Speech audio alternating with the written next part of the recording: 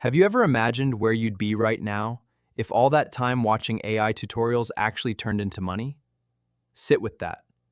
Because you're paying for GPT Plus, Claude Pro, there's probably a cursor subscription in there. Maybe Perplexity Pro, some other tool you signed up for one night and used exactly once. You're burning what, 60, 80, 100 bucks a month on this stuff? And then there's your Obsidian Vault, your little second brain, with like 400 notes and a pile of plugins and that graph thing that looks so cool. And be honest, you haven't opened most of it since the day you made it.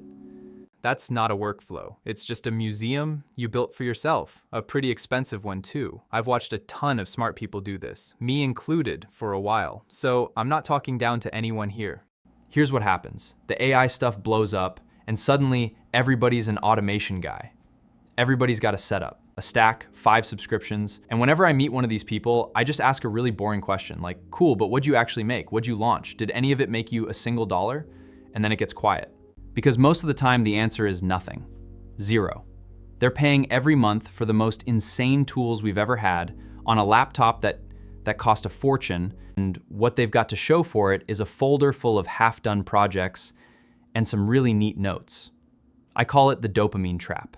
And it's sneaky, that's the thing. It doesn't feel lazy. It actually feels like you're doing great. Think about why. Your brain can't see results. Results are weeks away. They're boring. They're far off. But a shiny new tool, that's right now. So every time you find a new app or upgrade to some pro plan or watch a new demo, you get this little hit, this little, oh nice, I'm getting better at this. But you're not really. You're just kind of in love with the person you think you're about to become. And here's the giveaway. End of the week rolls around and yeah, still zero. Okay, so this next part actually changed how I hire people. Nobody wants the guy who knows 100 tools. I promise you, we skip right past that guy. What everyone's dying to find is the person who grabs one tool and actually makes something with it. Money, a product that shipped. Some task that used to take all day, now taking an hour. Tools are cheap, results aren't.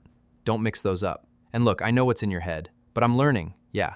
I told myself that for years, so let me say it straight, the way I wish somebody had said it to me. Watching isn't learning. Poking at a tool for 10 minutes isn't learning. Reading the docs and getting that little, oh, I get it feeling, not that either. That's tourism, basically. You're wandering around taking photos of skills you're never gonna actually use. Real learning is kind of ugly, honestly. It starts with some problem you can't shake. You sit with it. You figure out why it's hard. You solve it badly, then a little less badly, and slowly it gets good. And that annoying, frustrating part in the middle, that's the only part that actually sticks. So how do you get out of the trap? It's not a tool. Sorry, there's nothing to download for this one. It's just you, paying attention to you.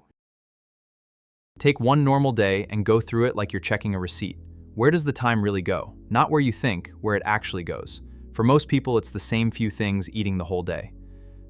Same emails, same kind of posts, pushing the brand, turning some messy idea into a decent prompt, the same handful of moves, over and over. Pick the one that eats the most. And then, this is the real work. Write it down like you're teaching some new hire who's sharp, but knows nothing about how you do things. Every step, every little judgment call.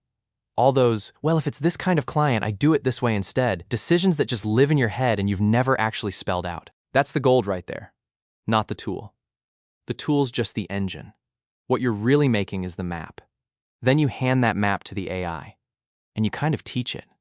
Run it, fix it, run it again, fix it again. It's a bit of a grind, not gonna lie. It won't be perfect. And forget about automating the whole thing, by the way. That's not happening, and you should stop chasing it. If the machine gets a task like 60, 70, 90% of the way there, you won, big time. That last little bit is you, and honestly it should be. Because when you strip it all back, forget the tools, forget the stack, forget the pretty notes, there's only one thing that ever really counted. Are you saving time? Are you saving money? If it's yes, even a little, then you finally quit playing around. You started building something. The rest of it was just dopamine. By the way, if you want the full video on how to automate your daily life, train your AI with your own videos, images, and docs so it thinks like you and takes over the boring parts, that's premium content. Go subscribe.